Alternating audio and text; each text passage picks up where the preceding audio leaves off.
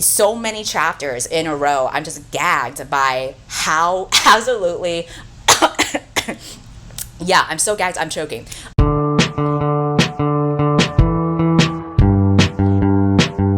So I just came back from a weekend trip in Edinburgh. That was my first time ever visiting Scotland. This video is supposed to be basically kind of like a half reading wrap up because I basically only read 3 books this month, which I pretty much finished on my way to Edinburgh or during my time there, as well as my flight back. So I want to talk about that, but that will be a pretty short video. So I figured I will also do like a souvenir haul of things that I got. So it's basically like a book / travel-ish kind of wrap up. Let's just try to get cozy and get into just chatting about books and cute little knickknacks that we got, especially because next week I'm going to be flying to Portugal and Italy. I did not mean to plan my travels so quickly together, but that's just how it is. I love to travel, but I always feel very yucky from being on an airplane for so long, which is why a lot of times when I'm finally back home and I can decompress and get cozy with AC again, I also like to get back into my skincare routine and put on face masks. You might know from my previous videos that I started using the Foreo face mask, and they are once again the sponsor of today's video. So basically I started using one of Foreo's products, which is the FAQ 202. This is a silicone LED mask that I can connect to an app, which is great for choosing different treatments based on what my skin needs at the moment.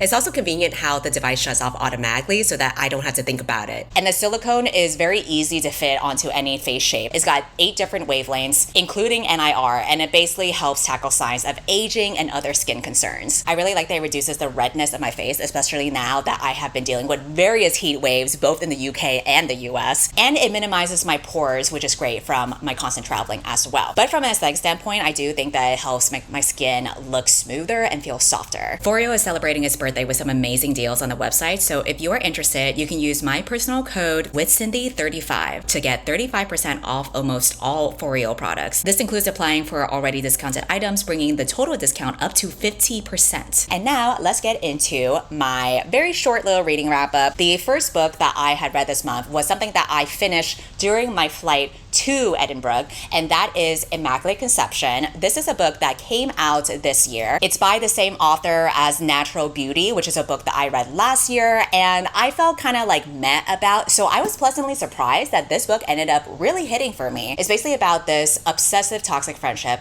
between the main character and her best friend that she meets in art school. The main girl is someone who is struggling to make art that feels original. When you are an artist, you can often feel frustrated when you see other people are coming up with like such original stuff that you're like, damn, why didn't I think of that? And I think that's how she felt when she met her best friend, who is basically like a star on the rise in her art school. Like all of the stuff that she puts out is like constant banger after banger. She is extremely talented. She's basically like a young prodigy, but she's also very tortured on the inside. She had lost her parents a while ago, and so she channels a lot of her grief over her loss into the art that she makes. And I think that kind of adds to like the revelry that people have for her artwork as well, because it is so much tied into like tragedy and grief. So they become friends, and that means that the main character also sees her friend go higher and higher in terms of fame,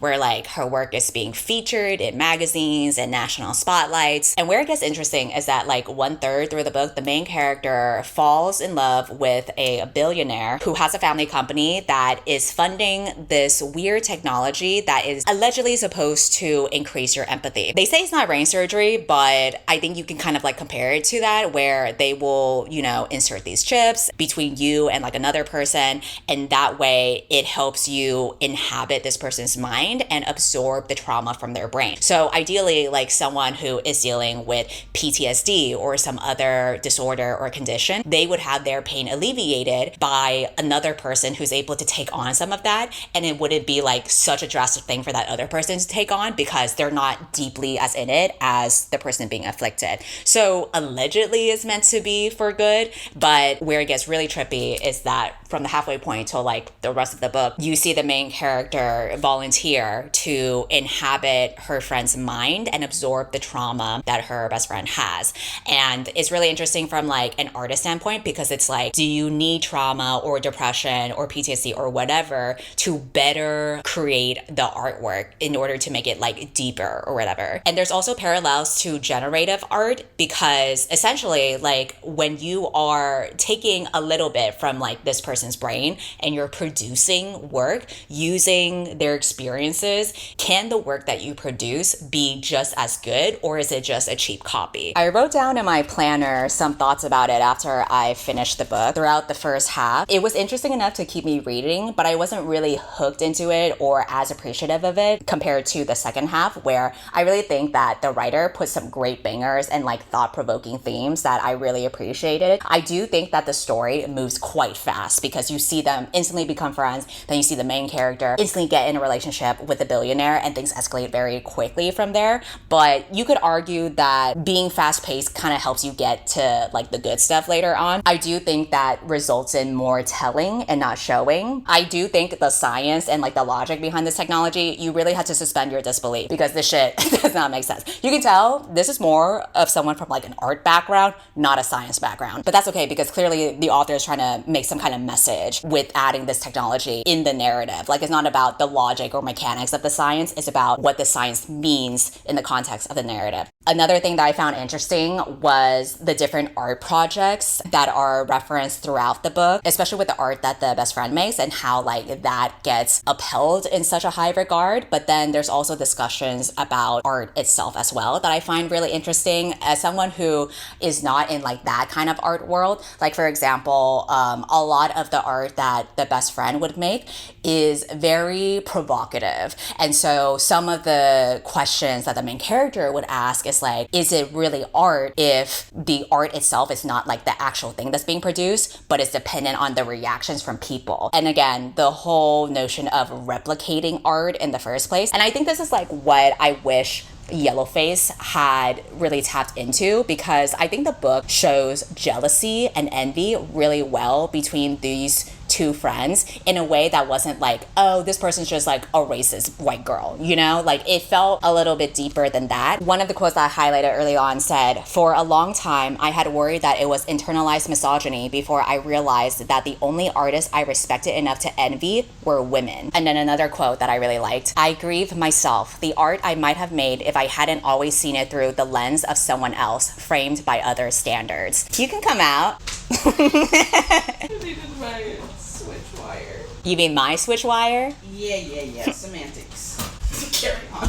Not the walk of shame. So I ended up really enjoying this book, especially in the second half. I feel like for what the author intended to do, there were so many great lines that came out of that, so many thought-provoking questions that she brought up. I will say, if you do decide to try this book, you have to get into like the artsy-fartsy nature of it, because this does take place in the art world. And because this is considered like a literary book, there is just something about the literary genre that I think sometimes they are just so goofy. So for example, at some point in the book, the main character makes a metaphor about how her friend's hairless pussy is like a cannoli. And that's like the kind of description that only literary books have the audacity to try to put this shit in and not think this is insane. But again, that's like par for the course when it comes to the genre. And then the next book that I read throughout the short time that I was in Edinburgh and a little bit on my plane ride home was a book called Gifted and Talented. I talked about this book in my previous video because it also came out this year and I was interested in picking up due to the premise of these three siblings. They're kind of like going through shit right now and their lives get even more upended with the death of their father, who is a billionaire. They are wondering who is going to receive the inheritance and take over the father's company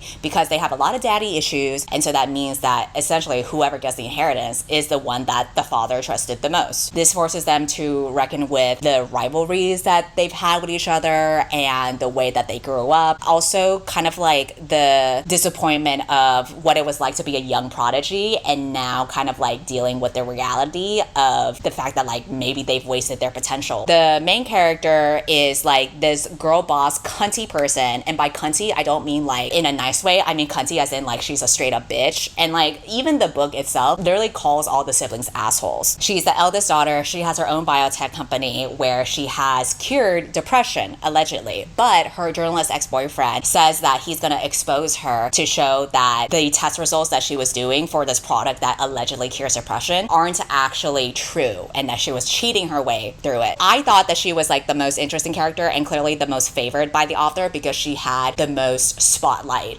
in the book. The other two siblings I kind of found to be a little bit more forgettable. The middle child is a congressman who is in the middle of losing his re-election campaign. He gets a lot of his physical outlets from orgies. Like he literally is in this poly relationship with these two other people. I can see him being a reader favorite, but he wasn't really it for me. And then the youngest sibling, I feel like she was just so forgettable and just there. She was the least developed out of the whole story. She's basically like a former ballerina who had a life-altering injury that put an end to her career. And so now she's just like a run-of-the-mill marketing executive under her dad's company. I really feel like her character was kind of a waste in the book because it's like, why are you even here? I don't really care about the things that you're hung up on because there's like way more shit happening with the other two siblings. So yeah, she's kind of like just fading into the background. And I know that can kind of be like her whole shtick as a character, but narratively, that's not even like interesting to me. First of all, I think the strength of the book is the very strong voice that the author has. This is actually a double-edged sword though, because I do feel like the author's tone of voice is so strong and so full of personality that yes, it does make her writing unique. I always love it when, you know, authors experiment with the format of things. But on the other side of things, it has also been the reason why I haven't been able to finish her previous books before. She tends to write pretentious characters, which is on purpose, but she writes pretentiously so well and authentically that it's hard to get through. It didn't work for me for the Atlas 6, so I couldn't get through it. And it didn't work for me for Alone with You in the Ether because that was like a romance and I can't handle that level of pretentiousness in a romance specifically. With this specific book, I pushed through it and I got used to it and I could roll with it. And I think what helped was that these siblings are supposed to be assholes, you know? And I think I could kind of handle that in this kind of setting because it wasn't like 6 main characters like her previous book was. It was 3 siblings. One sibling was like barely even fucking there. The reason why I think maybe the book needed more time to cook is not only because of some of the underdeveloped siblings, but also because there is some kind of fantasy element to it. They're telepathically and electrokinetically gifted. So every now and then you'll see the ways that they can fuck up the environment around them as they're crashing out. But I feel like that's not really utilized in the book as much. It kind of felt like it was just tossed in there, but not really taken advantage of. A lot of times it kind of felt like a plot device to just add it in there. But for the most part, the story is really just about the sibling dynamics and the characters just kind of like dealing with their own inner psychology, barely at all about their powers in the first place. Again, very strong voice and style, but I think sometimes like it kind of gets out of hand in a way that I don't think serves the story. And the worst part of like how it can get out of hand, for example, having quotes that I know are supposed to be funny, but just make me cringe. So for example, like a character would think, okay, boomer. Another character would try to like go along with the main character who's supposed to be like a girl boss, right? And so like not even this person's own thoughts, but the writing itself will say, you go girl boss. Yes, queen. Like yes is like spelled out like really long. Having internet lingo in a book, I feel like doesn't work for me because it makes the book feel dated. It makes it feel a little bit try hard. I know this is like being snarky and trying to be funny, but it to me kind of just feels like, you know, low hanging fruit. And I say that as a YouTuber that's constantly cracking jokes about fairy dick. So I know what low hanging fruit is, okay? Another quote that I wrote down, my personal theory is that we're God's starters universe. He's like, you know what, bro? I'm trying again. Milky Way can suck a dick. The end. So again, like I can tell that the writer does have fun with the way that she tackles these stories. And I love that for her because again, I do admire the fact that like she has a strong personality in her voice, but I think that it can be edited down a little bit in a way that like when she tosses in these like snarky jokes like that, it doesn't throw me off completely. But that's just my personal opinion. Maybe it really works for some people, but I kind of felt like there are ways to go about being snarky in your tone of voice that isn't so distracting or like lowbrow, but maybe it doesn't doesn't even matter, you know, because maybe she's just having fun with it. And if so, good for her. And then the last book that I'm going to talk about, and I started it on my flight back from Edinburgh, I was so hooked from it from the very beginning. So this is Careless People, and this is a memoir that was released this year from the author who was formerly the director of public policy at Facebook. So this book is essentially an expose of how messy and shitty and evil and unethical Facebook as a company was, especially because she was like in such a high position. She literally was constantly interacting with Mark Zuckerberg, Sheryl Sandberg, and other top executives that were making really big decisions in a way that was just furthering their own agenda. And therefore it was unethical because now you're involving government and you are swaying elections.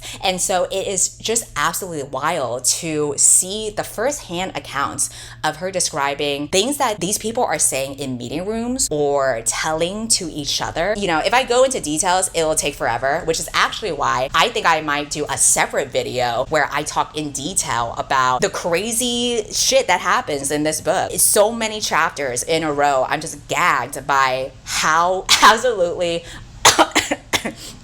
yeah, I'm so gagged, I'm choking. They are such entitled, rich weirdos. It's so bizarre how things have gone wrong. I'll tell you one anecdote, okay? Just so that you can get a little taste of how wild this is. But then I'll make the full video where I go through the tea. But one anecdote is they are trying to go to South Korea because Facebook wants to improve relations to other countries. But the thing is, Mark Zuckerberg and Sheryl Sandberg and other execs have an arrest warrant. Apparently, like, South Korea had emailed them saying that they did something that they shouldn't have, and they were like, you need to stop doing this now. But Facebook doesn't listen to other governments. Like, they don't really follow government laws. They just follow their own company rules. They don't really have respect for the laws of other countries. And so I guess that email was like never replied, which goes to show how messy this company is. And so as a result, the arrest warrant came about for these top people. And so they are worried now that the trip that's supposed to happen, they are concerned that once Mark Zuckerberg and like other people land, they're gonna get arrested. So literally there's a meeting involved where the author's taking part in. And so they literally say the words,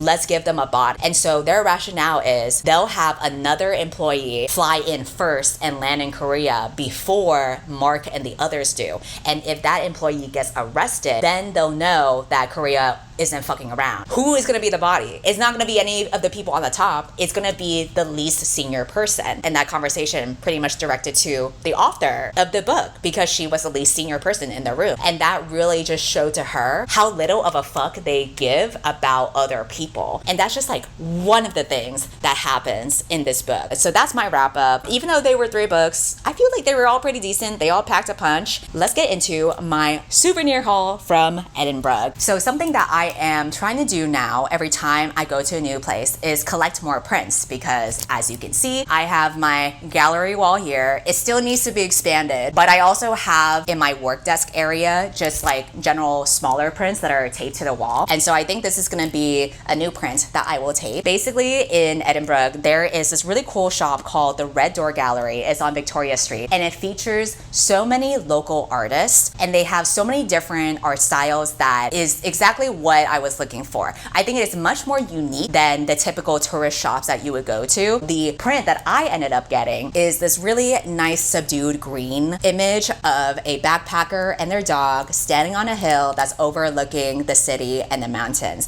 And the reason why I picked that is because it reminds me of the Saturday of the weekend. For context, I traveled there with my 2 best friends from college. We got really high that night and we walked over to Calton Hill. When you get to the top, there's like live music going on. The live music was happening like in front of a stone pillar where people like could climb up and just sit there and like chill. And then like a little bit closer to the pillars like is the general hilly area where a bunch of people were just like sitting down and just looking out into the city. And it was just such a vibe with the live music going on in the background. The skies were like a nice purpley blue color. There was a girl that was like sitting a few feet away from me. She had beer bottles just littered around her and she was drinking like whatever her third or fourth beer was. And she looked so like forlorn and morose. I could tell girly was going through something. That was just kind of the vibe that it is. You go there to relax with your friends or to get high, or like if you're going through shit, you can just be left alone and just stare into the city. Like it is such a vibe, and I just really, really enjoyed that moment. That was my favorite moment from the trip so far. Another moment, now that we're talking about it, when we were walking along the way to Calton Hill, I got ice cream like 2 times because when I'm high, I have an appetite. So the second time that I got ice cream, I literally just went to like this random gelato shop that was just on the way there. And when I got there, the worker there had recognized me, and she literally jaw dropped, eyes wide open. She was so gagged by it, and she was like, oh my God, what are you doing here? And it was just so funny because I was high as well. So I was like, oh my God, girl, I'm too high for this, but hello. Her name is Sophia. If you're watching this, hey girl, you were such a highlight from there. That night was just so great, and that's why I wanted to get this print, because now when I look at it, I will always remember that moment. Another thing that I got from the Red Door Gallery is these stickers for Victoria, because she loves collecting stickers. And there were these 2 stickers from this one artist that I think has such like a unique art style. So this is very much like, you know, the silly kind of thing that she would put in her junk journal. We got clown around and find out. And then we got this girl farting from her little heart-shaped lingerie saying, it was me. And so, you know, it's just cute. The artist is Bobby Ray. And now let's get into like the traditional souvenirs that I got. The most basic one is a magnet, because I am trying to collect magnets now whenever I travel, and the magnet that I ended up getting was this one, just because I felt like it had everything. I was in the Loch Ness area in the Highlands when we were doing the tour because I wanted to see the hairy cows, which are very, very cute. More on them later, but I felt like that this magnet had everything. It was a good big size. The artwork was nice. It has a cow, it has the Scotsman, it has the name of the country and the specific location, so I kind of felt like it just had everything. And then I also wanted to get a souvenir for Victoria, but I ended up seeing these cute little figurines of cows that I felt like could be for both me and Victoria. So basically, I saw a shop that had a bunch of wooden figurines of Highland cows. There were different variations of the cows as well. My favorite one that I'm gonna keep is this cow right here that has the scarf and the hat. So cute. I'm gonna put him somewhere in my living room. And then there is like a cute other version where she is wearing a little bow, a little princess cow. And so that one is gonna be for Victoria. And so I just like the idea that, you know, we have matching cow figurines,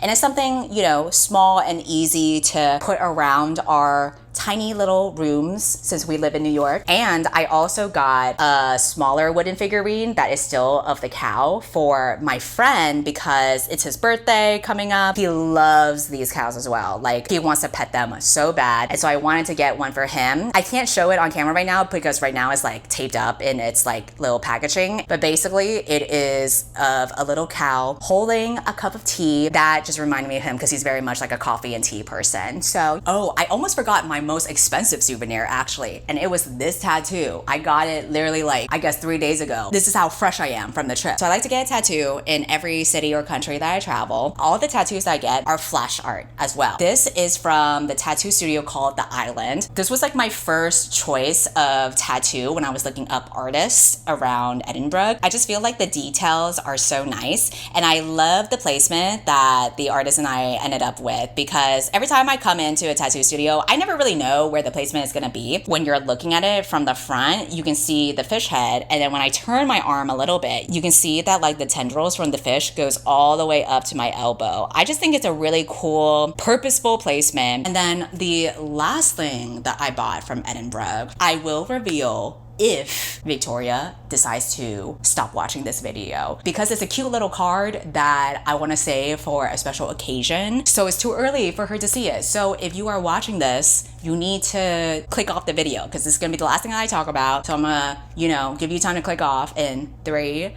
2, 1. Okay, so the last thing that I got was this card for Victoria that I am planning on saving for her birthday. It was one of those things where when I saw it, just thought of her immediately because she really loves small white dogs and really loves this girly kind of look to it. And the art is just cute. This was part of Red Door Gallery, of course. So that basically summarizes the souvenirs that I got. I barely was able to fit my carry-on with all of that, but I am happy with my little trinkets and knickknacks so far. So that concludes my video. Thank you for watching, and I'll talk to you next time. Bye. so bad.